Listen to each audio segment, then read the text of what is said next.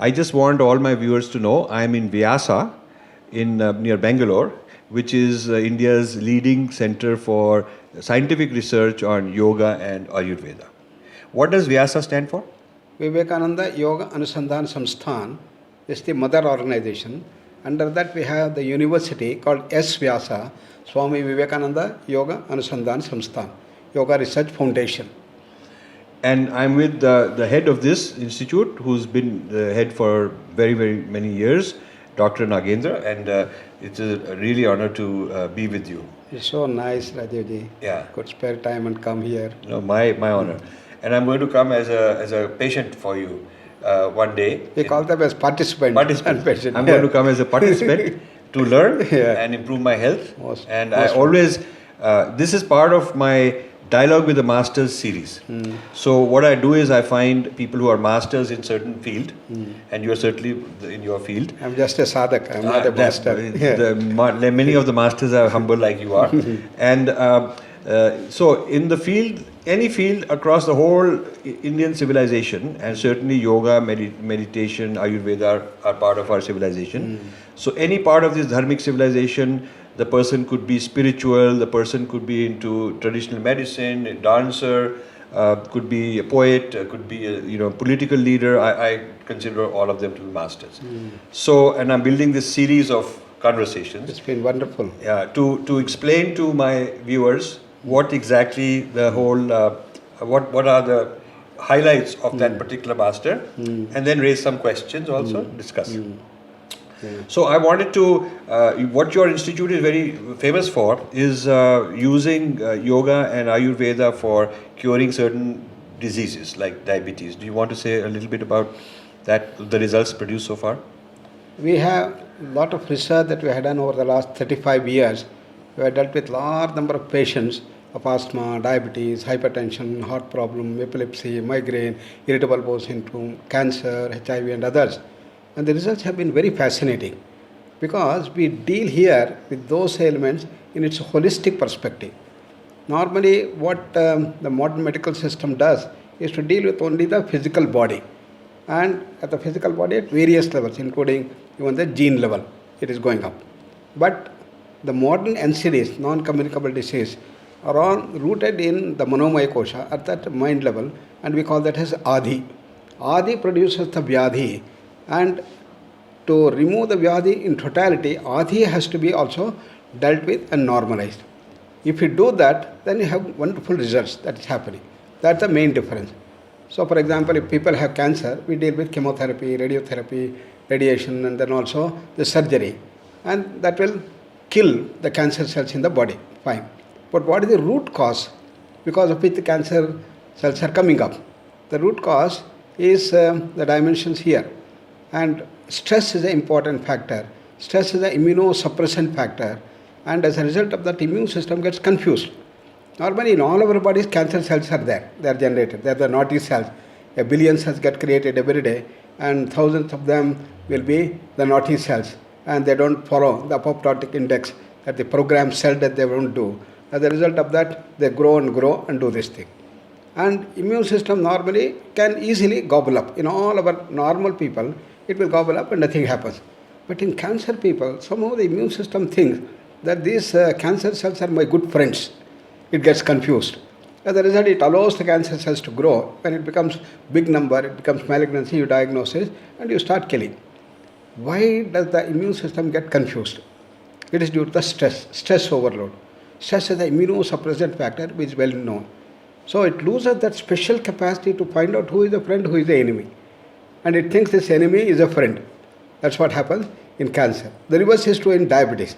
Diabetes, it thinks insulin is a big enemy. And it prevents the insulin to come to the bloodstream and creates an autoimmune barrier. So these are the things that happen. Therefore, what is to be done? You reduce the stress. And as a result, immune system blossoms, and then the whole things will start happening. So this is how we deal with cancer and diabetes to brother and sisters, I call. So in terms of actual measurable benefit, even there must be financial and economic benefit because this must be cheaper than the other medicine? Absolutely, because people come here, they stay for 1 week or 2 weeks like this, and people take this treatment outside also. We have camps that we do, And we have dealt with large number of people, and we have produced the results, produced the papers in renowned journals. For example, we have published in International Journal of Oncology, and in diabetic things, Royal Free Hospital we did work and all that. And we have been able to show that it's very, very useful. Bahut badhiya. Very good. This is wonderful. So it is also affordable. Yeah. For poor countries, it's better. Yeah, absolutely. You don't have to give royalty to some pharma company. Right? Yeah, right. So, can you say that by a certain milestone, maybe 5 year, 10 year, 20 years, some percent, can you say some percent of total treatment in India will be based on yoga, Ayurveda, whereas right now maybe only a small percent is based on yoga, Ayurveda, the Western medicine is mostly most of the treatment. Can you give some sense where we are going? Thanks to Swami Ramdev, who has spread yoga all over the country, and large number of yoga institutions have come forward and doing this. It is spreading very well. And thanks to our Prime Minister, who initiated this International Day of Yoga. So, fortunately, I was the chairman of the IDY, And last year, about 28 crores of people practice yoga during this International Day of Yoga throughout the country. And last year, that's this year, we had almost 32 crores. And next year, we are planning to have nearly 50 crores of people. But that is one day. But in terms of, if you were to say that there are so many crore patients who need treatment in a hospital, so then what percent of them are now going for this kind of treatment, which is not Western medicine based? Is that growing? Is it 5% people go to traditional? Slowly it has started growing more and more. And it used to be probably about 0.05%, now it may be 5%, 10%, and it's going to increase in a very big way. And Ramdev has made big contribution in terms of numbers. Do you think the day will come that maybe more than half the people getting treatment will be not Western medicine? Something like that? Yoga can be added as an adjunct. Okay. Modern medicine has got a good facility of diagnosis and then giving immediate relief. Instruments are there to diagnose. Yeah. But then the treatment is very chemical based. Correct, exactly. That is the problem. Sometimes it gives immediate relief, people will go for that, let them go, no problem. But later on for long-term rehabilitation we should do. And our new direction of research we are giving in yoga, Ayurveda is to give immediate relief. For example, bronchial asthma, when they get an attack, then they take inhalers, steroids. And it will take about 13-14 minutes to reduce, and then bronchodilation takes place. But we have developed a special technique called yoga chair breathing, by which the people will start doing without the inhalers, and they were able to reduce in 12 minutes. And paper has been published. Similarly, in Ayurveda also I have been telling that we should have such Ayurvedic medicines which can immediately bring the relief. For example, if you take insulin, sugar level is going to come down. Similarly, can we have things which can reduce the sugar level drastically? This type of research can make Ayurveda yoga go all over and can almost replace the modern medical dimensions. So, obviously this is fantastic, and there are two areas of interface that I want to discuss, because wherever there's a boundary between two things, that's more interesting. Yeah. Correct. So one is, if you take yoga, Ayurveda, and I can consider them hyphenated one kind of a thing, yoga, Ayurveda, because you're doing both. If you take yoga, Ayurveda, there are two interfaces I want to discuss. One is with science, modern science, and talk about validation and whatnot, and patenting, and is it being appropriated, is it being distorted? Will this yoga in a pill form be a little different? This Ayurveda in a pill form be truly Ayurvedic, or are we compromising? So I want to talk about the interface with modern medicine. Second, I want to talk about the tradition, the spirituality. How does it fit in with that? Correct. So it seems that on one side you have modern materialistic science, on the other side you have spirituality, and this is in between. So it has got issues with both sides. So that's a good topic, I think. So if we first talk about the relationship of yoga, Ayurveda with Western or modern medicine, do you feel that it's going to retain its identity as such, yoga, Ayurveda as such, or do you feel that these pills, we will say this is Ayurvedic tablet or Ayurvedic oil massage, and the pharmaceutical company will say it's our product, they just give it another name. Do you feel that it just become a kind of appendix, something added on to Western medicine? Is it moving in that direction? Initially, it started like this. yoga as a complement to the modern medical system. And gradually what is happening, the effectiveness of yoga starts increasing, the importance of yoga starts improving. Earlier we used to get all people who were almost having multiple conditions here, and nobody would come in the beginning. So whether got asthma, diabetes, they were treated all these things, when it become irrecoverable, they will come here. But now slowly what is happening, people have started coming even in the beginning, and they started getting the benefits. And we want normal people also prevent diseases by using these things. Prevention is better than cure, we say. But unfortunately, our entire healthcare system has been distorted. Only you get sick and spend all the money for that. We don't spend money for prevention. So in the Planning Commission, I have been there in India. I have been telling that you spend a lot of money for prevention. Then we hardly spend about 0.5% or 1% in any country. So they were asking how much we should do. Everybody agreed we should have. I said at least 10%. At least let us bring it about 5-6% like that. They started. And Modi ji realizes this, and therefore he created this Ministry of Ayush, which essentially works on this prevention. And then a lot of money is being spent into it. More and more money is going to come for prevention. Therefore, this will be a very helpful thing that comes. And if we can prevent, for example, pre-diabetic becoming the diabetic, then the whole curve which is going up will start coming down. Diabetes control It comes. will be millions of people affected. Yeah, millions. Yeah. Exactly. Also, the severe people, when they start using yoga as an adjunct, their complications are going to come down. We have seen the severe diabetic will become moderate, moderate will become mild, mild will become normal. This we have seen. So, where, if someone said, what is the definition of yoga Ayurveda as distinct from Western medicine, where do you draw the boundary? Essentially, we look at human system in its totality. What do you call it? The Panchakosha. Annamaya Kosha, Pranamaya, Manomaya, Vijnana, Anandamaya. So the anatomy is different. Yeah. We start with different anatomy. Correct. That is the difference. Correct. And we, in modern medical system, we thought only this is the entirety. There is nothing like prana, there is nothing like mind, which is different from brain. It's all functioning of the brain is called mind. And prana, there is nothing functioning of the DNA, RNA molecules. And there is nothing apart from this thing. But in yoga and then Upanishads, it's very clear that we have the Annamaya Kosha, the physical thing, where you have the layer of Pranamaya Kosha, Manomaya, Vijnana, Anandamaya Kosha, all that. And all these elements, NCD, start in the Manomaya Kosha as Adi and percolates down through the Pranamaya Kosha, come to the physical body. And unless you treat the man in his totality, you will not get the complete solution. So now at one level, we say, okay, we take sample A, sample B of people with some disease, and sample A we treat them with Western medicine, Correct. sample B we treat them with this method, and we see what the result is. Yeah. And if our result is very good, we say that is fine. That is one level of scientific research. Right. Then another level is we are trying to model it and trying to give a theoretical explanation. Are we, since we are using Western, which are very good, Western diagnostic measurements, you know, MRIs and all kinds of quantum methods and all kind of measurement devices, is there a risk that since Pran can't be measured, Pran has correlates that can be measured, but Pran itself can't be measured with some machine. You'd agree with that. And mind can't be measured, but mind's correlate and effect on the brain can be measured. So when we are measuring really the brain. So the things that are more subtle than the machines allow us to measure. Is there a risk that we will sort of lose that subtlety because it can't be measured, and we will be what we measure is what we will. Our understanding of anatomy and physiology will shift from the tradition, and we will start using the terminology and the anatomy which is measured.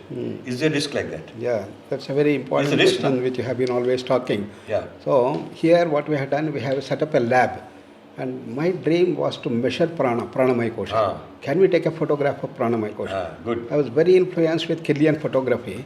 And the phantom leaf effect shows that it measures prana. As you know, if you cut off the leaf, then still it shows this aura completely, which is the pranamaya kosha we call. Go on cutting, more than half you cut, the whole thing will vanish. So Killian photography was the wonderful thing that happened, but people started doing the better instrument.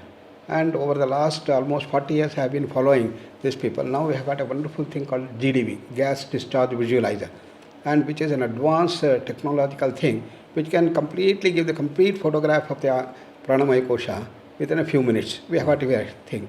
So in our lab, our dream was to measure what is happening in the body with all the modern techniques, then measure pranamaya kosha. So take the when you photograph. say measure pranamaya kosha, is it an electrical field, or what is the nature, what is the physical composition of the prana? It is what we call as the bioplasmic body, Okay. or it is the subtle form of this thing. Probably what it measures is the photon. Photons that come out, you will be able to measure in this GDB. So even there, we're not measuring the pran, but the photon effect of the pran. Any measurement is like that. For example, if you want to measure electricity, you don't measure electricity directly. It's the effect on this thing. If you have an ammeter, it turns like this. Yes. And that's the one we measure. Right. Similarly, voltmeter also. Right. Any measurement is like that. Yeah, but when it's very subtle, for instance, somebody were to measure my anger, and so it's not the anger feeling, but the effect it is having on my biochemistry. That is as far as the physical body measurements are concerned. Right. But for emotions, you have got the emotional quotient, which can be measured through the psychological measures, Yes. psychological tests and others. Yes. So, but that is not a kind of a mechanical measurement. Yeah, That is right. more assessment. Yeah, correct. Now, so if there is some very sukshma, very subtle thing called pran, and that has an effect which shows up in it manifests as we have the avyakta, unmanifest, and then that manifests. Yeah.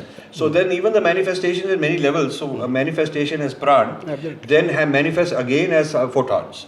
So we are measuring the photons which come out of as a result of the pran, and so from that we are deducing how the pran is because we measured the photons. That sort of thing. Yeah, right. So we still, while it is better than before, but still we have the risk that someday people who are studying medicine will remove pran idea. They just say there's some kind of photonic layer. There is a photonic layer of the body which we measure.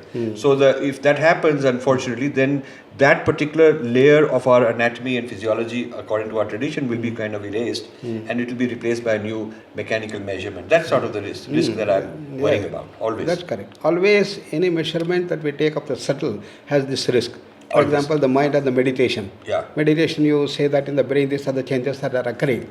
And this is the effect in the brain.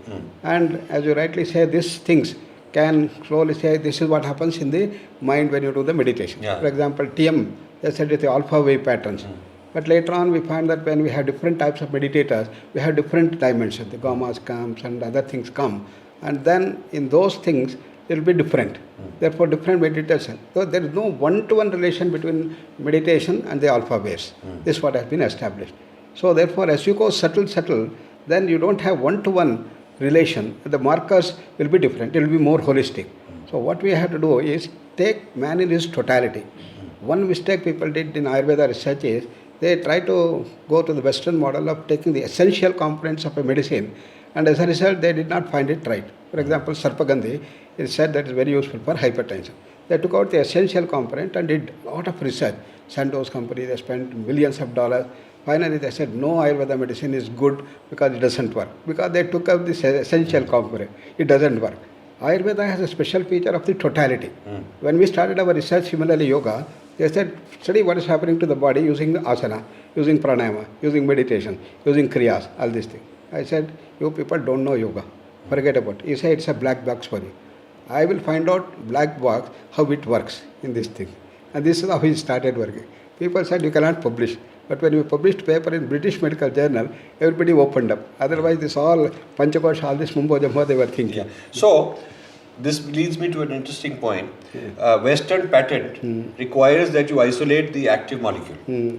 So, if somebody says that ginger, adrak, has this property, they'll say, well, there's no use for the pharmaceutical company because he cannot patent adrak. Everybody can just put it in hot water and get some benefit. Correct. They want to figure out what is the active molecule, take out the molecule, make a white pill that can be patented. Correct. Yes. So now there is but our system says that the whole adrak has to be taken. Correct. You take out the active molecule.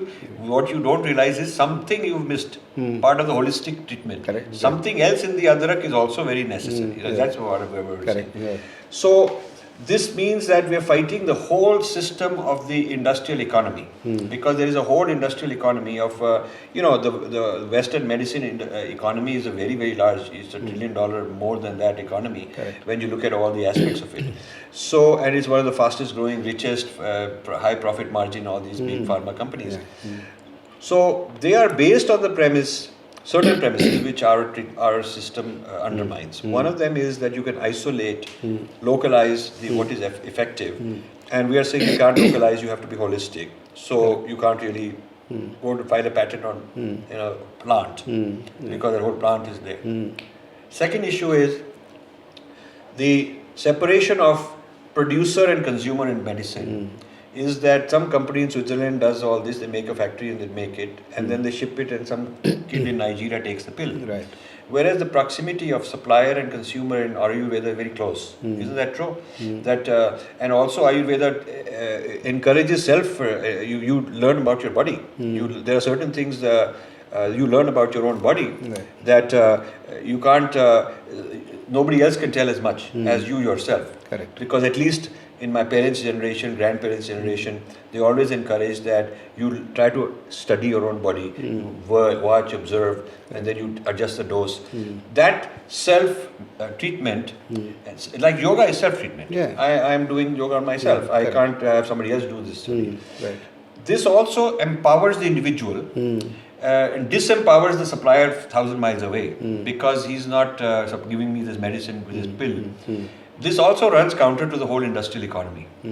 So what do you think of that? That this is challenge bigger than just medicine, it's whole economic challenge. That's why what now people are doing is they find out a molecule and out of that they develop a drug. The whole process takes about 10 years, $1 billion are spent, and it comes to the market with all the approvals. Then it will find in 2 years the whole drug has poisonous effect and has the whole thing gone. In 2 years they made the money and forget about it. Why this has happened? The holistic dimensions has been neglected. So how do you prevent? What has to be done? Yeah. So Ashok Vaidya has been telling it's reverse pharmacology we have to take. In our Shastras already this holistic, Adrak is there, this entire thing you take. And you have the randomized controlled trials and show in the clinical patients it improves. Then try to understand when you take Adrak as a totality, what changes occur in the body. What happens at the brain level, what happens at the autonomic nervous system, biochemical parameter, molecular changes, what occurs, you all measure, and that's the mechanism that you do. So this Adrak can be grown in a very special way in different places. And this can be cultivated. Ayurveda companies, what they should do large number of this Adrak to be grown, if it is very useful, and they market it, in the whole thing. And they can package it and all these things. This can happen. So without losing the holistic dimension, if they do, the economic dimensions will not affect it. But you see, the thing is that my mother says you might as well grow adrak in your garden. Yeah, sure. Yeah, You do that. and every farmer, every neem tree is a pharmacy. Neem tree is the village pharmacy. Correct, right. So you don't need it packaged or any of that. Correct. So you are bringing down the values of marketing of these people because you're doing it. It's a do-it-yourself kind of a thing. Yeah. So there is going to be an economic impact. But some of the places you don't grow all the things that are needed. Yes. For cancer, you have special things, and also Some in will be. Ayurveda special is when you take out this particular leaf or flowers and others also is important. You take out morning 5 o'clock and take out 7 o'clock, it makes a big difference. Yes. And in the season it varies. Yes. Therefore, yoga And is a way of life. In the which you moon have to- cycle, in the moonlight, Yeah. moonlit night that Correct. sometimes you take it, or when Exactly. it rains. Correct. All these are very important correlated. Exactly. Yeah. Yeah. So now this tells me that the GM foods, the GM genetically modified foods, will be a problem for Ayurveda. Yes. So do you support or oppose the government policy on that allows GM food? Because to improve food production, they're allowing GM genetic modification. Some countries are not allowing, but India is allowing. So do you feel that's a bad idea? See, any new dimension that we brings about should be brought forth with a new dimension, understand its totality. So what people are not doing is, first they don't take into consideration the individual differences. For example, when you do a double-blind studies, they make the age, sex and other things common. But they don't look at the Vata Pitta Kapha or Tamas Rajas Sattva. So they fail. And the second thing they don't do is long-term follow-up. When they do it for a short time, for 1 month or so, then it is done. You have to have a long-term follow-up, 3 years, 5 years. If you do that, then you have the holistic dimension. So if the GM foods, some of this we produce, for some of these things have to be tested for this dimension. Individually, whether it's useful, and whether it has a long-term effect, what is going to happen. But even that long term, you may find out after a very long time. Very long time. Yeah. For instance, India's green revolution was based on chemical fertilizers. Correct, absolutely. And so for decades, even if you did a longitudinal study for decades, the people thought, wow, we're doing so well, we're going to make more and more Correct, food. exactly. And we put all this phosphate and all kind of chemical Totally stuff. wrong, yeah, correct. Total nonsense. And now we're realizing that we have poisoned the whole Correct. food chain, the water chain, the soil, and what a disgrace. Correct. This green revolution started in the Nehru era and expanded in the Indira Gandhi era because they had disdain for tradition. They did not understand the holistic, that nature is very important for us, and when you make things unnatural, chemical, it's a bad idea. They didn't understand it. True. Second example I give you is what is called the white revolution, which is milk production. They brought these Jersey cows. Oh, this I totally agree Depleted the whole A2 cow, the Vedic cow, our traditional Indian cow, and quantitatively, numerically, these guys could make a lot more food production and make money and improve GDP and whatnot. But they in the process they poisoned all this milk is very bad for us. So so I'm giving that as an example, which says that even if you do longitudinal study for 5 year, 10 year, I mean you have to do it for several generations, 2-3 generations, because certain effects are going into the sanskar, they're going into your muscle memory and your bio memory, and it is being inherited by the next generation. And until long time, you really don't know what you're messing around with. So GM food problem, I think it will be a while, it will be 1 or 2 generations before they say, my God, what a calamity. And this is an Indian government policy now, and I'm not sure that they've thought through this, because they have not looked at the environmental problems. Because it is not only the human being who's going to eat this or the animal who's going to eat it, but its effect on the whole ecosystem of the world is unpredictable. You're introducing a new species. Like in the US, I've seen tomatoes that look so beautiful, red, nice, everybody like it. But it has the gene of a pig. A pig, they found that this one gene from the pig goes into this tomato and this is more resilient and whatnot. People don't have any idea what they're eating. Wouldn't it be, I mean, you are an important voice in India. So why not raise a voice against GM? Because they are the GM voice is the people who are spreading genetically modified foods with the support of the government is a very loud voice. And this ought to be. Absolutely right, I agree with you. So what we have to do is we have to show some research showing that this has got the negative effect. In fact, it is happening in some of the research. Because once you take that, the wholesomeness is lost. As a result, it will show immediately. Just like the modern drugs go out of the order in 1 year or 2 years, this also will go. You just do 1 year study, you will find out GM food is useless. And it is going to cause harm, poisonous, as you rightly say.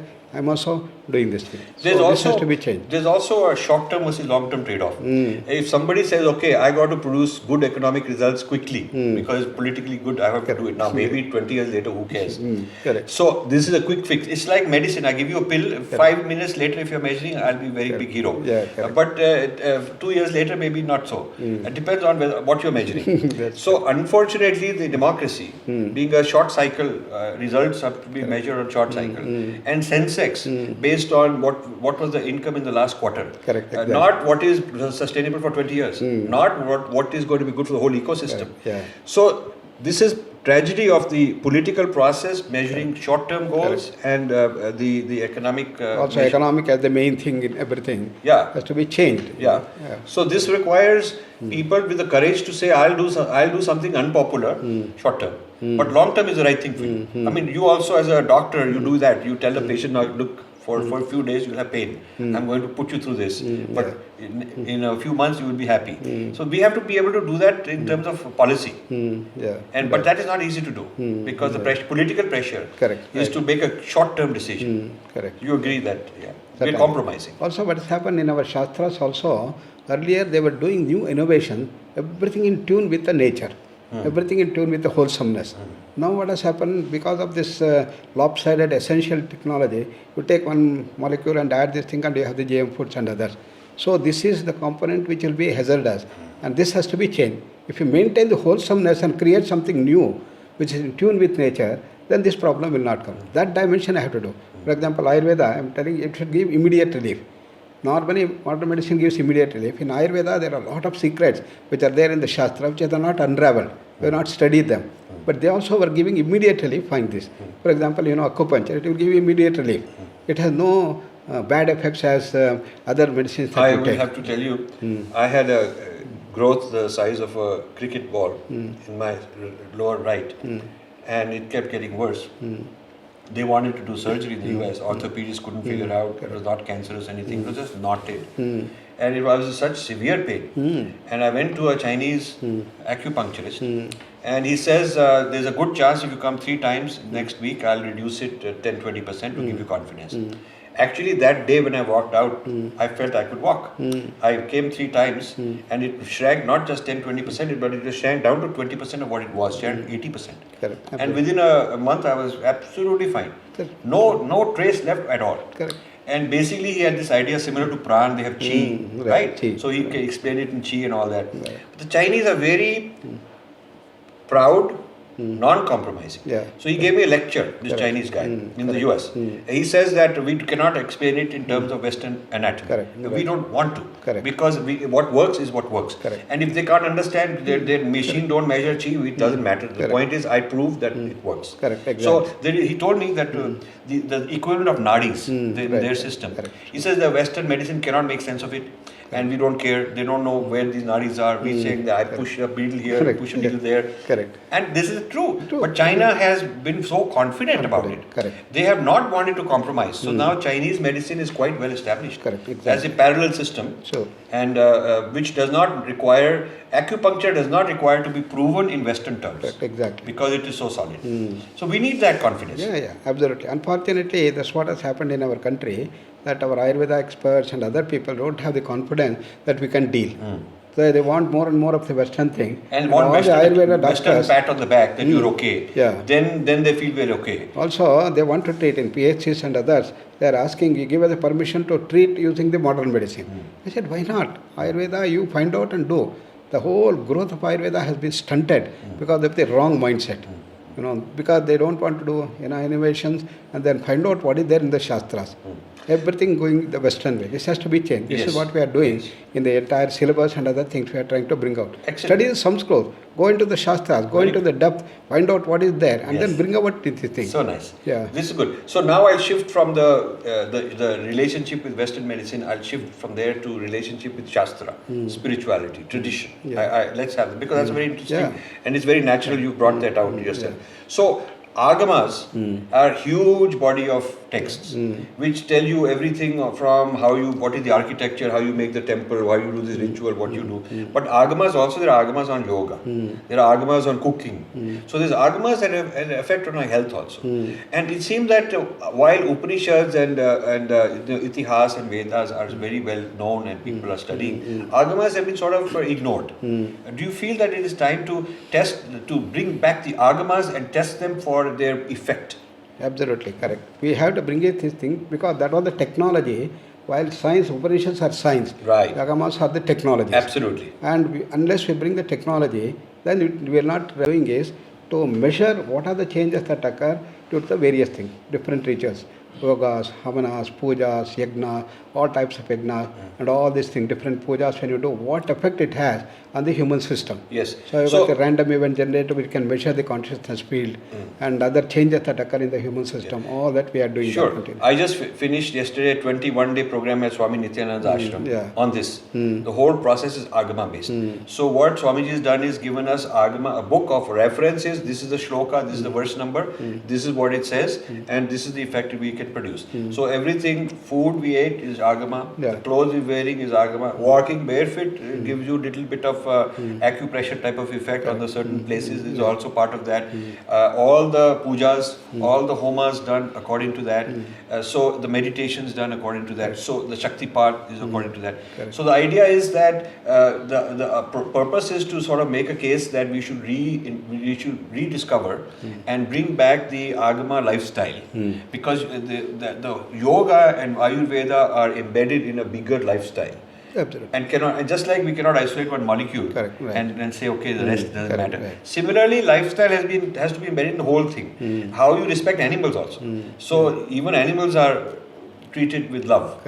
And the cows are treated with a certain style, certain way, so that when they give the milk, it does not have the bad toxins. Absolutely correct. So this is a huge, it's like really bringing back the whole Vedic way of life. That's how we have brought it to our university here. Here all festivals are done. Okay, I'm very happy. Number one. Second thing, in each one of them, what are the particular homas, yagnas, havanas, pujas that have been done according to the Shastra will be done. And Very we good. measure what are the changes that occur. Very and good. what is special is we measure this reg. It is a wonderful technique which can measure what is happening to the consciousness field. And based on that we can know. For example, you give a talk today and our people are there. I put a reg. Find out what are the changes it has created in the whole atmosphere. I can measure the influence of your talk. So for all our teachers in all classrooms we are setting up this thing. So we know what is the influence that the teacher will do on the consciousness field when you do this thing. These are the subtle things which you do. Then individually what changes occur, we do the GDV, gas discharge, finding what is happening in the pranic field. And we measure what is happening to the mind and others. So in our university speciality is, we don't give the marks only based on our tests, examinations and what we do. We measure actually what is the personality change that occurs. Tamas, rajas, sattva, how much are the changes occurs, and thereby we do that. A person may get E grade because of this thing, but when he gets a low personality change, we will give them less. This is the change that we have brought in a new dimension. Right. So, when people ask me, are the Hindu practices science or not? I think that I want you to tell me if the answer is correct. My feeling is to say that if a certain practice complies with the Shastra, at least then that's the first test, that it complies with a certain model, a certain framework, certain metaphysical framework that has existed. Second requirement is if you can validate the claim of what the benefit is, the phala. So if somebody says I will do this particular process and it is compliant with the Agama Shastra and it produces this benefit, you can check it out, then it is science. Whether it fits Western model or not, it is science. Correct. You agree with that? Yes, absolutely. So now, in Swamiji's, in Swami Nityanand's place, they've trained, they've got a Gurukul with about 100 young people from the age of 7 to 15. And many of them are able to do scanning of the body. So they're teaching, we had a camp of 1200 people from many countries. The older one gets, the more difficult, because we are programmed to be logical, thinking, resisting, blocking, whereas young people can go for it. So quite a lot of people, in the final day we had a demo with about 50 people on the stage. They're able to do things like body scanning, they're able to do distance viewing, they're able to do blindfold reading quite clearly. And it is not, we are beyond the stage where somebody would say it's some kind of black magic and maybe there's a trick and all that, because this is very scientific. You can measure it with very clinical standards. So General Bakshi, who is well known in the media, he came and visited. He was exceedingly impressed, and he's a military guy. He's not going to take any voodoo nonsense, Very impressed by people. He put their blindfold and all that, and they were quickly able to read. But more impressively, from a medical point of view, the person doing a body scan said that on this particular leg of yours, below the lower part of the leg, there's some problem which has been there for a long, long time. And that is how much he said.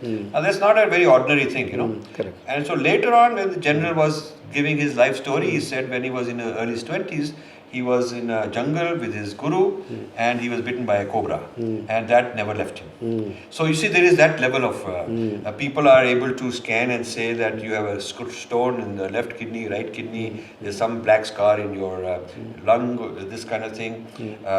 And then the person who's doing the scanning has to write down what he's written, and then the other person has to validate and verify whether that is true or not. The success rate is quite impressive, and as the 21 days go on, more and more people are reporting success. Now this, I think, ought to be measured by places like you. You should say, my feeling is, you should say, anyone making any claim, we will be neutral and equal, objective, but we'll measure it and give you a report. And if it is good, not good, we'll produce a report. Correct. Exactly. Would you be? Is that a role you think? Because I think it's a very big role for you. Here we have this techniques which we have developed further, even for cancer. I was telling the pranic energization technique. You actually feel the prana and how the prana are distorted in different places, and what imbalances cause different thing, and how to use this pranic imbalances to be set right to deal with even cancer. And this is a wonderful thing that has happened. And this PET program which we have used even for the people who have broken their bones even it can go to that level to bring about the changes. So we have published a paper, one of the persons, orthopedic surgeon, has done this work. Using pranic healing. Pranic healing. What about diagnostic, where somebody says, a child of 10 says, I will scan you and I will tell you 3-4 things, then you can tell me whether this is true or we not. have got that GDV, it can, within 2 minutes you can tell. You don't have to learn this body scanning, we will just put you and then say these are the pranic imbalances, these are the corresponding things. You have so much of diabetes, so much of this thing. And this GDV is coming up in a wonderful way. But you see, the thing is, it would be a huge breakthrough. Anytime something is proven which is counterintuitive, it's a big breakthrough. Because intuition says something and I can prove something different. Correct. That is big breakthrough in science. Yes. So, intuition and Western science don't consider it possible that you can train young people to scan a body and give you what is inside. Maybe machine and all that, maybe. Correct, sure. But for a human being to look and just say that would be a very big breakthrough. So, since this is being claimed not by some random 1 or 2 people, Correct. but actually trainable. In other words, you can actually start a school and this is what the school is doing. Right. Training people with higher powers. Correct, sure. This kind of power. Certainly. So the what it shows is a faculty of the human being which we did not know existed. At least in the Western world, we did not know that such a faculty existed. Sure, yeah. That capability being woken up, that Shakti being woken up, Correct. should be measured. Sure. For So- that, what is important here is that you must have a very good rigorous proof modalities for this thing. Yes, So you may tell only by subjectively this is happening. right. And if 10 people say equally same thing happens, or 100 people say there's got a greater proof, Right. then outside you must have a controlled trial. Yes. And this is what is going to happen. Yes. And So why not if do you this- don't do this thing, Yeah. then this is what we have started doing. Yeah, Now okay. AOL, they have got similar thing. And in Delhi, we have got a person who is wonderful. Sitting here, he can see what is happening. He can read across the wall. The wall is here, you put it there and he can read that thing. And such tremendous capacity, he is only 15 years person. And he is training people. Right. And he has trained nearly 200, 300 people. So we are taking what is happening to the whole system. First, you make sure that he reads. There is no mumbo jumbo, there is no wrong thing that happens. For example, about 30 years back, we had one person here in Yeshwanthpur, and these people, 2 children, they were able to read. They were completely blindfold like this and they can read. Then I said, okay, now you are keeping the things here. There is a possibility that there is some leak here. So put it here and read. Simple thing. Then they could not do that. So here, then there is a leak here and then you can see that thing. If I keep it here, I can read now. Because I have kept this thing. This thing should be eliminated Yes, first. but some people I've known, some of these people, some people their third eye waking is front. Correct. Some it is here, some it is here. Correct. Different, and we don't know, scientifically we have to understand why it is that the third eye looks differently in different people. It's not all the same. Because I've seen that you give the thing to some child and he put it here and read it. He prefers there. Yeah, He doesn't read it doesn't wake up from here but over here. Correct. That can be done. But the thing is, you must close this completely Yeah. so that it's not available. That No, you but have to what make the, sure. the first thing they've done Yeah. is they take the blindfold, ask you to wear it, yeah. and you check it out for yourself. Correct. Then you put it on the child in your own hands. That's how they do it. Yeah. It's not done that they put on some Even blindfold. here also we have one of the girls who does. Her family, they have got 5-6 people. They are also training here. Yeah. We are doing that. Yeah. First, we have to eliminate this dimension. Yeah, but that is to very make it simple.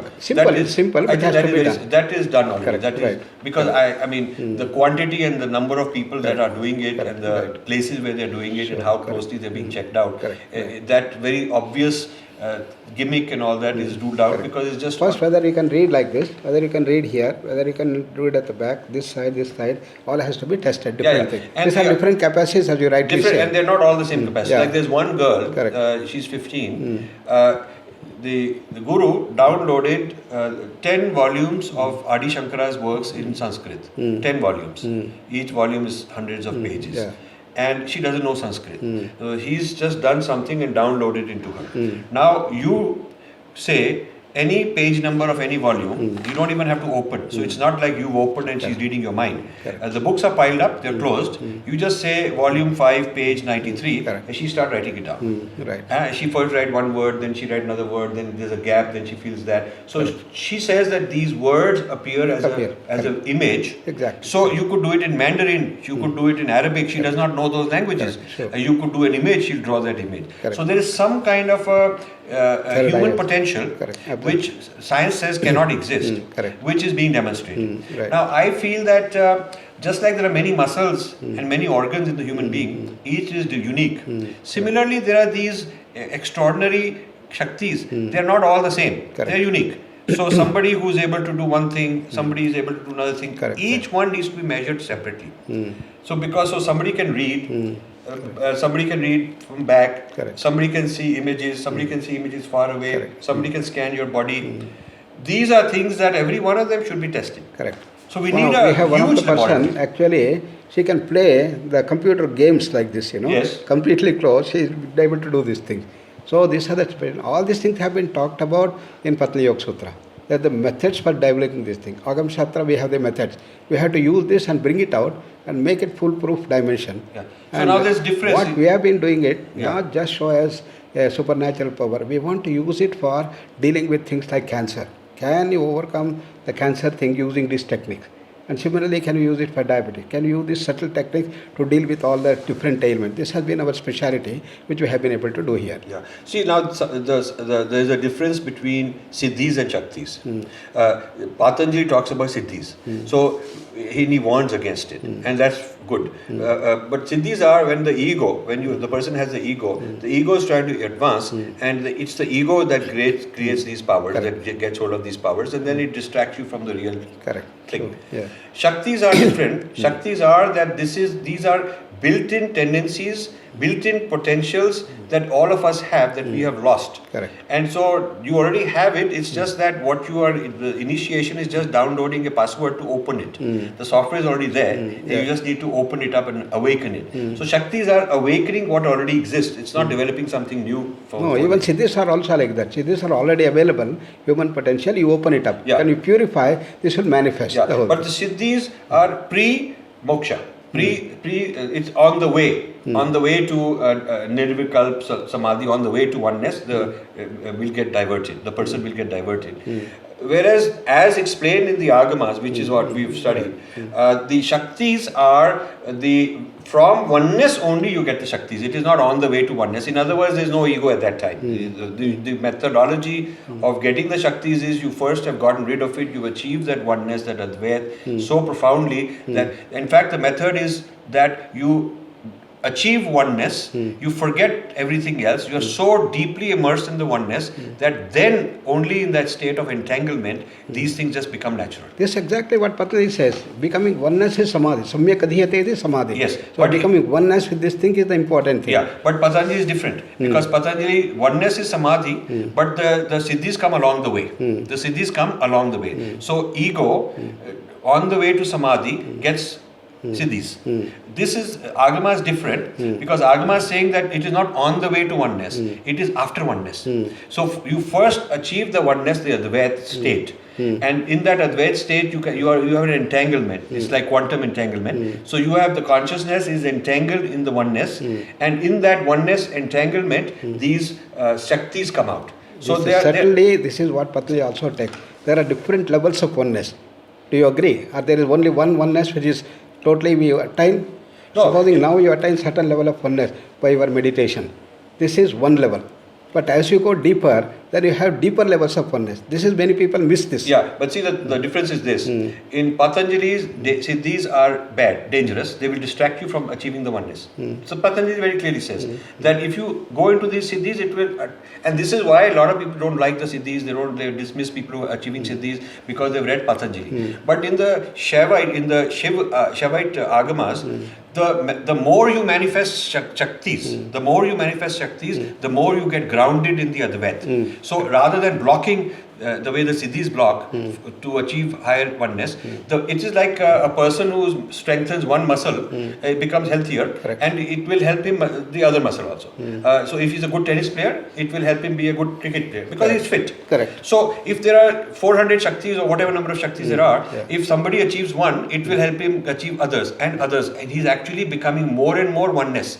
It may happen, otherwise there is also possibility once they get a Shakti, they may also get a ego shot and they may get lost also. Yeah, I want to demonstrate this. No, same thing here also. No, but if you look at very subtly, Patanjali also same thing. Why he has given different levels of samadhi to go to the deeper levels of oneness, which manifests more and more of the Suddhis. Yeah. And people have distorted that and said Siddhis are obstacles to the whole thing. But Maharishi are the first thing to say that no, they are not obstacles, they are manifestations and indications of your growth. But most common interpretation of the Patanjali Yoga Sutras say discourage you from practicing siddhis. Discourage you from practicing. Shiva Agamas don't do that. Yeah. They say that you become whole, you become who you really are. It's like teaching a bird to fly is not because he's showing off some siddhis, but that is his nature. Being able to fly is part of his nature. So he ought to fly because it is part of who he is. Right. So in the case of Shaktis, the Shaktis, see, there is this idea of mirror neurons. Mirror neurons are that you are experiencing something and I have not been taught the same thing, but we are entangled. We have meditated together, we really know each other, we are very well entangled because of bhakti, because you are my guru, I love you, respect you. So when you are feeling something, similar neurological condition gets triggered in me. This is mirror effect, quantum effect, and so this mirror neurons. So in the case of Shaktis, the more Shaktis one has, the more Shaktis it encourages other people in the Sangha or other people in the community, and the more Shaktis in the same person. So this way we are awakening a higher human being. It's like Sri Aurobindo talked about a superhuman being, almost a new species. So he felt that the day will come when we will have a critical mass of people who are not just human. They have all these Shaktis in them. He also felt the same way, that he dismissed the Siddhi business of Patanjali, and he felt that there is a higher reality. I think Aurobindo was Shaivite. It seems like he was. He never really said it openly, but a lot of his ideas are similar. So this age of awakening Shaktis, rediscovering Shaktis, validating them scientifically, going and discussing with people, demonstrating so that it. You see, when a person is doing a demo, he is being quantum entangled with the audience, and the audience is also being awakened. It is like a dancer is creating rasa in the audience, because the state of consciousness of the dancer entangled with the divine on one side is also being projected to the audience, their consciousness being raised. So I look at that is the beauty of our Indian culture, whether music, dance, drama, art. The person raises to this higher level and propagate this, and there is an entanglement which brings other people to the higher level of consciousness. So we can say that these higher powers are a positive thing. This business of I totally believe in that. Yeah, this business of saying don't do it and all that. That is wrong. I don't believe in that. As scientists, we have to invest. They give a caution. When you have this, there is a possibility that ego can come up. So be careful about it. This all.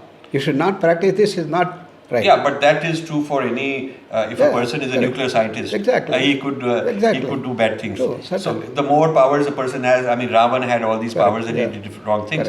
So that is not. But as a scientist, we have to take an attitude saying we want to investigate. Correct, absolutely. So if and our approach is not only that investigate and develop this thing, this Shakti and this Siddhi should be used for the benefit of the people. How to deal with cancer, how to deal with diabetes. Can we use these subtle techniques to do? According to modern medical system, once a diabetic, ever a diabetic. Once you have cancer, your days are numbered. Once you have asthma, it's for your life. Has come to pass. They don't believe in the cure of any of the disease. I've been asking all the top, okay, when can you say asthmatic person has been cured? Forget about it, it's not possible.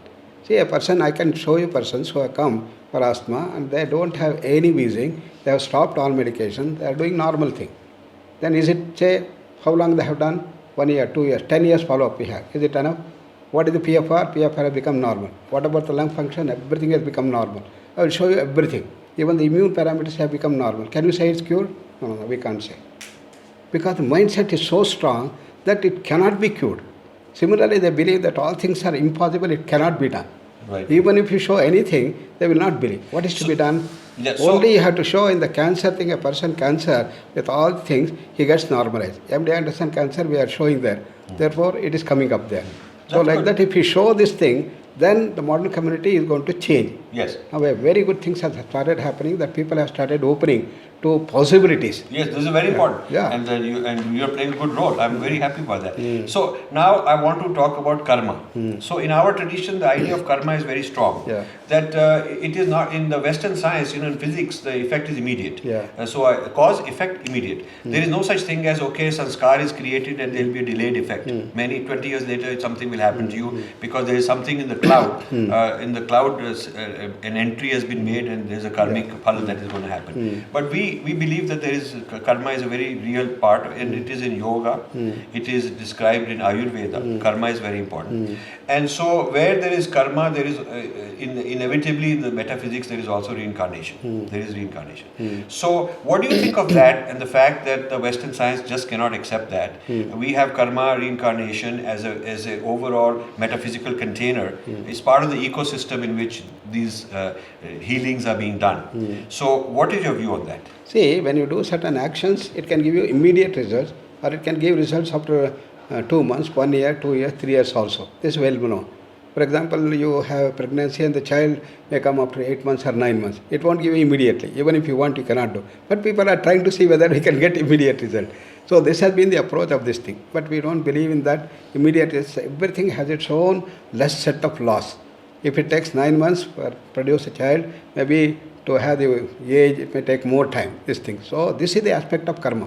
So, every karma do not have an immediate effect. But the thing is that the time delay example you gave is a mechanical level. Yeah, It's a correct. machine level. It's a Sure. material level. Correct, right. It's like there are dominoes and I drop one domino and it takes a while for it to get there. That delay happens. Correct, right, Yeah. correct. That is more like a baby being taken 9 months because those dominoes inside, trillions of these dominoes, they have to have all these chemical reactions. It will take time. That's different. Karma is not at the level of this material thing. Correct. There is another realm which is not concerned Not matter. known. Correct. It is not matter. It is not that the DNA is taking longer. Correct. So my question is, at that level which is non-material, non-physical level, there is some kind of a sanskar imprint, some karan sharir. Karan sharir is not physical. So the karan sharir, like the body, has some effects on how you deal with it, Yeah. and some of the effects will manifest over time, like a pregnancy over Correct. time. Similarly, the karan sharir, if we believe there is a karan sharir, Correct. Yeah. then the sanskars in the karan sharir caused by the karma will take a while. So my question is more that the Western metaphysical system just rejects the possibility of such a karan sharir, and therefore a long-term delayed effect on karma is rejected. Yeah. What is your view on that? Actually, this Karan Sharir, what we say is that Sukshma Sharir and Karan Sharir. That is, Sukshma Sharir is Pranamaya, Manomaya, Vijnanamaya Kosha. Karan Sharir is Anandamaya Kosha. So, this entire thing, any work we do, has an influence at all the levels. Not only at the body level, at the prana level, mind level, emotional level, intellectual level, and also Ananda level. So, these changes occur there. So, I do certain wrong actions which are against nature. This is going to not only manifest in the body, but also in the prana, manas, buddhi, chitta. And it is carried on. And I always say that reincarnation is a fact because you cannot explain the genius that comes, a musical prodigy. Or a things handicapped like person, that. Yeah, just born correct, handicapped. Exactly, right. I mean, this so is not these the- things, cannot be explained by these things. Yeah. So this is one of the things. And rebirth has to be established Yeah. by systematic scientific research. This Yeah. one area of research Yeah. you have taken Yeah. for these things. Yeah. So I'm very happy Yeah. because I know that you're a deeply spiritual person. That's I know about you. So as in your own personal life, and so believing in karma and reincarnation is therefore Correct. I expect that you would be the Correct. case. But now in your public life, in your position, in more your position as a scientist to doing this Yeah. in a country where the government says we are secular and we have to avoid the things that may look like religion and spirituality. My question is, in your institutional role in VYASA, do you consider the role of karma and reincarnation as an important thing that ought to be tested scientifically? And when you write papers, do you acknowledge, do you include that framework as something that our framework, like Chinese believe that they have all these things which Western medicine says don't exist, but they are saying you don't worry, we know it exists. Correct. And we will explain to you the results in our framework. Correct. And you can check it out. Correct. So are we rejecting karma and reincarnation in order to be Western compliant, or are we courageous enough to say that in our framework these things exist and we are going to model the results in our own framework? Not only we say it is a possibility, we want to explain it scientifically. Good. You don't believe in pranamaya, manomaya, vijnanamaya, because your knowledge is only here, Right. physical thing. Now Right. slowly science is moving towards the deeper understanding of this thing. Our people had done the whole thing, spectrum, Yeah. and we have understood. Yeah. There the karma theory is the must there. Right. And what is the aspect of karma that gets enshrined in your pranamaya kosha, in sukshma sharira, in karana sharira? Beautiful. It's all we can measure. Beautiful. Today we can measure this with a GDB. We Yes. can show you. When Yes. you do a particular karma, what happens? Yes. This can be done. Yes. So we are complying with the Vedic Shastras, Agamic Shastras framework that describes the nature of the being. The being is not just this body who exhibits mind, but the being is a different kind of a entity altogether that happens to have this body and many layers of body. So if we consider the being to be the multi-level being as explained in our tradition, Shastras, and so the whole treatment you're giving is to that being. Absolutely. Who is being treated is that being. It is not the mechanical model of the Correct. body. Absolutely. So, since the being is a very Vedic model being, therefore the treatment being given is as per Vedic model of being. You agree with that? That is the main difference between the Indian approach and the Western approach. Yeah. So in the Indian approach, we have the totality based on this. Yeah. In our university, what we do, every student has to learn Sanskrit, go to the Shastras and understand what has been put there and unravel the mysteries. Right. And bring about this thing with a modern scientific approach. Right. So, just like in the mechanical model, certain things are contraindicated. Like you give somebody penicillin, he cannot have alcohol, it will be a bad reaction. Certain things are contraindicated because it will be harmful. Certain things are contraindicated because it will not produce the good effect or produce less effect. So while penicillin is available and will work for everybody, those who are violating this the rules of do's and don'ts will not get the benefit. It might even cause them harm. In the mechanical model. Correct. So similarly in the Vedic model of multiple levels of being, there are prescriptions on what you should not do. You should not be non-veg. There are prescriptions like that in our system. There are prescriptions on do's and don'ts, certain lifestyle, certain things like you said, certain herbs are plucked at a particular time of day or a particular season, and all this is prescribed. So we follow that. Now, therefore the effects, the proper method of using yoga, Ayurveda, has to be compliant with the overall Vedic lifestyle. Would you agree with that? And that Vedic metaphysics includes karma and reincarnation. Correct. So karma, reincarnation, all the methods of so even Vastu, even Jyotish. Correct. So we have to be willing to accept that this is a model. We are willing to test it. We are willing to let people come and check it out, falsify if they can. But the results we are getting, we have to attribute it to the whole model. Correct. We cannot take out one molecule and say only that is working. So if the system you are doing works, which I'm very happy it is working because of your leadership. So if that system works, then the credit has to go to the whole system of Vedic stuff, including karma, including reincarnation and all that. So it's like if somebody says I reject that system but I want the result. It's like a person saying I want the effect of this pill, but the pill manufacturer says don't eat these foods and don't mix it with that. That I don't want, but I want the result. You will have to say it won't work. You are willing to Sure. In fact, even Jyotish also, we did wonderful research. One of our persons did doctorate, and people were not accepting this paper because it is so scientific and so pragmatic and physical. Nobody could disprove that. So it has been published, 3 papers, in which we have shown that how doing vaccination at a particular time is very important. According to our Shastras, according to the VYASA, according to our Nakshatras, you do this thing, the maximum effect will come. Yes. We have shown that if you don't do this, if you do that in the Rahu Kala, the effect which has to be like this, continuously, it will come down like this. And if it is done exactly the time, it will grow like this nicely. So we have shown that with systematic research, well-controlled design things, and we have been able to show and publish. I'm so happy. So this means that the existence of the nakshatras and the relevance of the nakshatras as a kind of context Correct. of what is the nature of time in a given moment, and therefore time has got Absolutely. time All is is important. time is part of the context. Part of Each moment is a part of the context. The muhurat is a very relevant thing. You agree with This that? absolutely unseen or unheard by the Western thing. Exactly. We have to bring this. We That's have to why they bring- don't believe in this. Yeah. So in that case, as we get stronger as a nation, better economy, more confident, we have to be willing to say, this is our total Vedic system. Correct. And all the things we are doing, treatment we are offering, it's available to everybody, Correct. but compliant with this. Correct. In other words, just because penicillin was discovered by somebody in England doesn't mean that a Chinese can't benefit. Correct. But he has to follow the rules of how penicillin works. Exactly. The total chemistry of penicillin in your body has to be Correct. obeyed. Okay, because while it is universal, Correct, yeah. the side effects are also universal. Absolutely. The precautions are also universal. Correct, exactly. Yeah. So if you don't follow these things, the effect will not be there. Also has to be proven. Proven. So this is what we do here. Yeah. Yoga has these things. If you don't do this thing, only do the yoga, you don't get that benefit. Right. This also we have shown. Right. So therefore, if we just for our discussion, if we say Vedic lifestyle or Vedic metaphysics is a very large, multi-level, multi-layered, complex system, and yoga in that is what we are teaching, and yoga and Ayurveda in that context is what we are teaching. So we have to be willing to say that it has to be compliant with all this Veda, Agama, all this. It has to be compliant. Absolutely. So if somebody says that truth is universal, so it should work for everybody, our answer should be truth is universal. Part of the truth is the precaution you should take.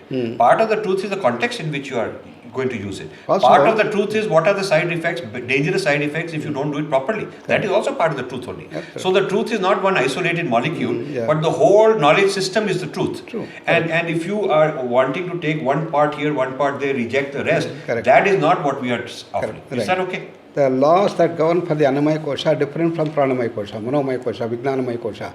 And therefore, for every individual, there are different set of laws, Yes. depending on your structure. Right. How much of tamas, rajas, sattva you have, Right. depending on this thing. Individualization, Right. this is what we do. Right. So, just like in the physical level, where somebody says, okay, this is the treatment, Correct. but I'm going to have my scotch. Correct. You say don't do it, it is contraindicated, it could be dangerous, but I want the benefit. But truth is universal, but part of the universality also is the this- precaution you should take. Absolutely. Yeah. Correct. Now, in that sense, I think we have to face an issue that a lot of religions outright reject reincarnation and karma.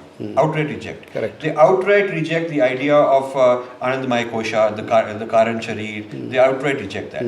And so we have to be willing to say that the structure of the Vedic system is where this research is being done, where the truth is being discovered, and that is true. It is universal, but part of the universality is this whole structure that we are teaching, the universal truth. If you violate that, if you are blocked against it, if you say, I do not want to accept it, then we are not able to certify that this is going to work for you. Correct. But this is politically dangerous. But we have to be able to take that risk. What is your view on that? See, the religions are based on certain set of do's and don'ts, their faith.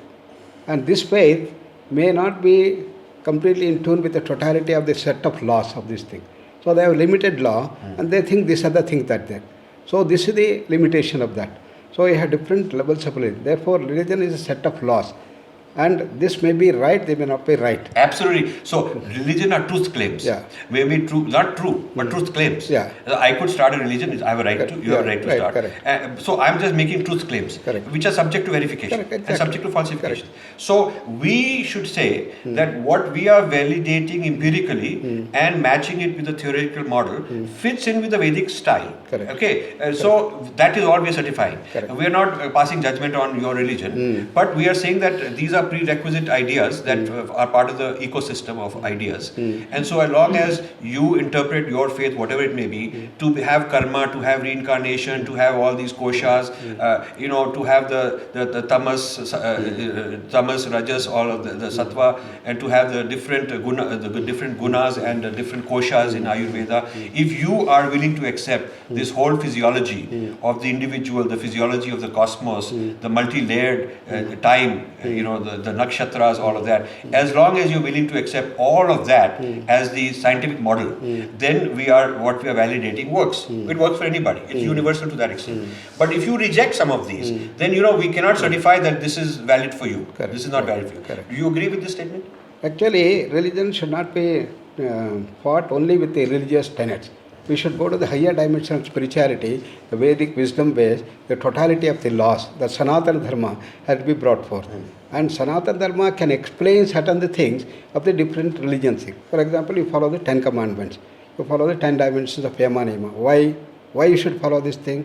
The spirituality and the Vedic wisdom and the totality of law will explain why you have to do that. No, but see, the thing is, now we're into a different territory. If we are going to reinterpret Christianity in the Bible according to Vedas and say it is valid because I have a way of reinterpreting it, actually we are not doing them a favor either, because we are kind of Hinduizing the Christianity, and we're not helping them, because while an uninformed Christian will go along with it. No, what we are telling is this thing, A really if you informed do that Christian only at this level it is valid. So if you have other things, you have to come to this level. So Christianity is that which the Christians have interpreted. That is the definition of Christianity. Right. It's not that Hindu interpreting Christianity is called Christianity. Yeah. That is Nagendra Christianity or Rajiv Christianity. Correct. Frankly, I mean, what is interpreted by the church theologians and scholars for thousands of years is their business. What we are saying is, we are not even using words like Hindu or Christian. We are using some principles. So the principle is reincarnation, principle is karma, principle is these koshas, the nakshatras have to be there. All of these ideas which are Vedic ideas have to be there. It is not important how you name it. You can name it how you want. As long as you subscribe to these principles, the efficacy of our treatment is fine. If you want to cut and paste and dismiss some of these, it will not work. And we are not talking about whether Christianity is right or wrong as a religion, because you are entitled to your faith. But as far as the efficacy of our tradition is concerned, we think that these are prerequisites without which it won't work. That much we should be able to say. So this, I think, it is very important that our leaders who are ambassadors should be able to say this very openly, because what has happened tragically is when a leader comes and says yoga and Ayurveda have nothing to do with Hinduism. Okay, now it can be read in many ways, and it can be read also that this has got nothing to do with nakshatras, this has got nothing to do with reincarnation and karma, this has got nothing to do with Vedas, because this man is a secular, he's made a secular statement. The secularists can rejoice and say, okay, we won him. So we've dismissed the old Vedic system as being nonsense. Okay, so I think playing to both sides, to sort of in one's personal life, saying, okay, I'm very Vedic, but in front of an audience, a global audience, where there's pressure to be to supply to them something they can also use, even though they are alcoholics and drinking and having non-veg, but to say, you can also do it. I think while it expands the market short term, long term we are undermining ourselves. So we have to be able to stand up. Now we are a strong country. We have to be able to stand up and say, listen, my science is a Vedic science, and it is based on these principles. And I'm not passing judgment on your belief as a religion. You can have that belief. As far as my treatment is concerned, it has been validated under certain laboratory conditions. And these laboratory conditions include all of these things. Would you be willing to also, what we should do is we should do intensive research to show the reincarnation as the fact. If you do that, the whole system is going to get established. Yes. This is the dream of our Eknaji, who built up this Vivekananda Rock Memorial. Yes. He said, Nagendra, you have one thing, you have to show that reincarnation scientifically proven. You have to publish and do this thing. So all these dimensions of prana and other things which we are doing that will bring about these dimensions. Yes. So I think we are in agreement. We are in agreement that we put aside the vocabulary, what people call, how they call it, whether they call it religion, spirituality, whatever. What we are saying is that certain assumptions about the nature of the cosmos are real. We have to put it down. And this includes karma, reincarnation, nakshatras. It includes all these sort of things that are Vedic. And the nature of the body, the nature of the self, multi-level being, not just mechanical, not localized and all that. Our relationship to the environment of plants is part of Ayurveda. We live in an ecosystem. Our microcosm relationship to the macrocosm. The stars, nakshatra, all of that is part of this. So this has to be very clearly explained, and then we have to say that our idea of science is to test things within this framework. This is what our framework is. And we are not antagonistic to people who have a different point of view. We just want that we are following ours. Just the Chinese are doing Chinese medicine. They're very happy about it. How I would look at the whole thing is, science, for example, in Newtonian mechanics, you did. Then Newton's laws will not hold when you go to the higher sector. Electrons filling around the nucleus, you have to hold quantum mechanics. Right. Now, similarly, when you go to the higher laws, there will be more generalized laws which can encompass this thing. And when you go to the higher laws of the Pranamaya Kosha, they will encompass these things. Then you go to the Manomaya Kosha, Vijnanamaya Kosha, these things. So the different religions and different faiths will have limitations at this level. This belongs to them. For example, Newtonian mechanics, it says normal speeds, it will work. Exactly. Yes. But if you go to this thing, it will not work. So a good analogy would be that you do some asanas, Yeah. and you could be believing in heaven, hell, and you could be believe in the Nicene Creed and a certain very biblical idea.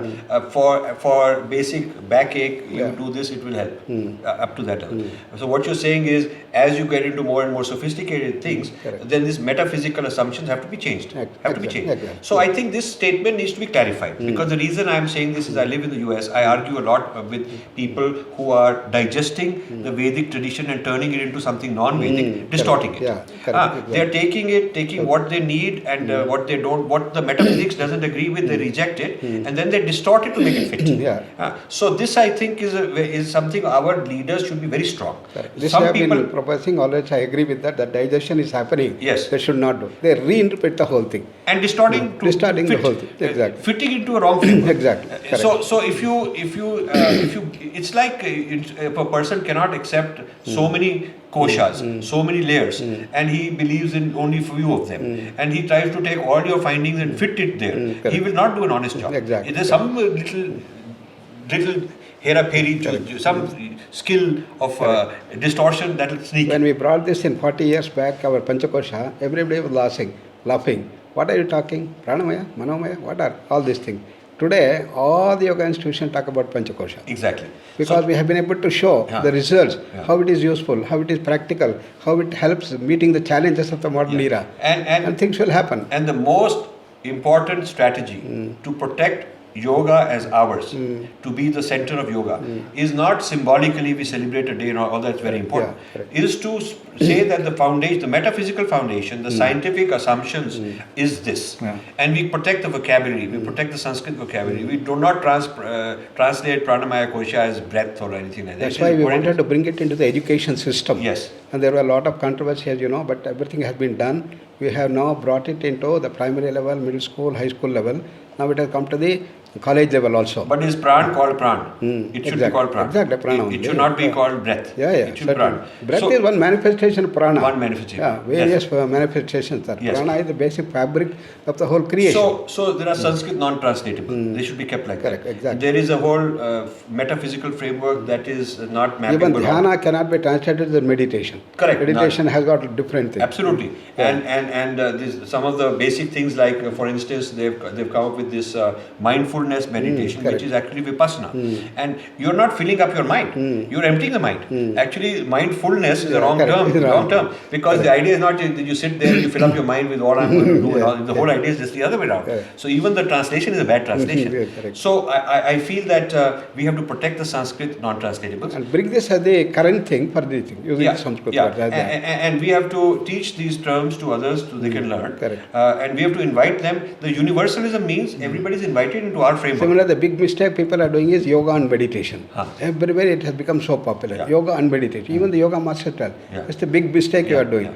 You are something like saying science and physics, science and mathematics. Yoga contains everything. It contains all of those things, dhyan and all those things. It contains. So this, I'm happy we are having a very good conclusion, both where all this knowledge fits with science, modern science, and where it fits with our Dharma and our Vedic knowledge. Correct. And so I think we should agree that people should not go around just to be politically correct saying, okay, you can, it's all cultural frills. Some people have gone and said all this yoga being part of Dharma is a cultural frill, you don't need it. That's insecure from a position of weakness. We can't do that. In order to impress a few people outside, we're confusing the billion people here. We can't. More important is to get the strength from our own people. If they are strong, and the next generations of young people so confident because we have wealth and we have knowledge and all that. If we root our own people with authenticity, then we can take over the world. They will follow us. Correct, absolutely. Yeah. In the 21-day program we had with Swamiji, he asked me to address the Westerners. So I addressed the Westerners, but 40% are Westerners. I told them very clearly, what are the trade-offs? What are the irreconcilable differences? You have to take a stand. This stand or that stand. You cannot have one leg here, one leg there. There are certain contraindicated things. You can remain there and benefit from our system up to a point.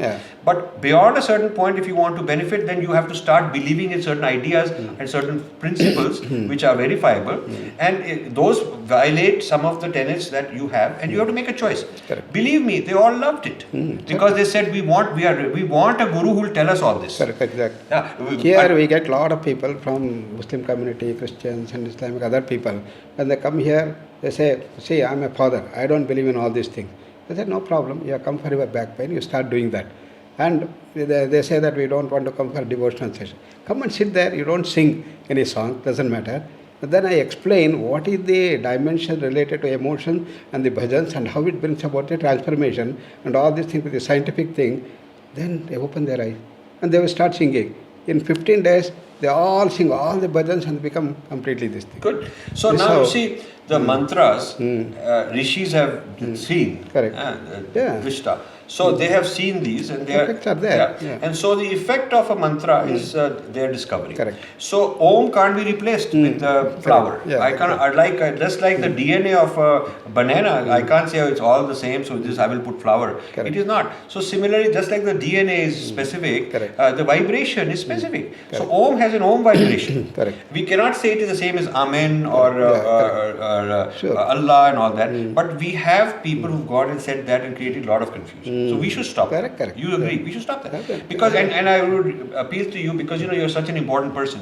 You're a dear friend. You're a scientist. I admire you a lot. You have influence, and so we should join together and maybe develop a position paper which says, with all the respect towards others, there are certain things which we are doing which we cannot violate for the sake of our own tradition. You agree with that? Surely. Okay, should. We'll do it. We should go into the Shastras. Yes. Even when we had the meeting for the common protocol, I said we had to maintain our Shastric purity. Yes. And we had to go into the Shastras. Excellent. I may develop new things. That is different. Yeah. But I cannot put that as the Shastras. Yeah. I have to go to the Shastras and use what are there in the yoga text for our common protocol. Good. This is what we have done, and it has been accepted by everybody. My Otherwise, everybody had different ideas. We have to bring this, we have to bring this, we have to bring this. 100 ideas. We said, let us take to tradition, let us take to Shastric text and make that as the base. And that way you grow. So I would like to work with you on bringing that out for the young generation to clear the confusion. Correct, sure. So I'll send you some material and see if we want to publish it. Sure. Yeah? Certainly. So good. So my trip has been successful. This is what I came for. To establish this real link, chemistry, friendship with you. I know your dimensions and I have been studying. You have the right direction and then the wrongs have to be eliminated in the things. And we have to see that the right things come in the proper perspective with the thing. Our whole approach is to bring that on a scientific ground to see that it is possible. And people will accept. And we are so courageous as a tradition that we put everything to test. Correct. Exactly. There's no blasphemy, nobody is going to stone you to death or any of that. You put it to test. Put it to test. Correct. This is what scientists do. Sure. So thank you very much, Dr. Nagendra. It's been a real pleasure. It's a great delight. And we'll continue the conversation. Sure. Thank you so much. Thank you. So nice.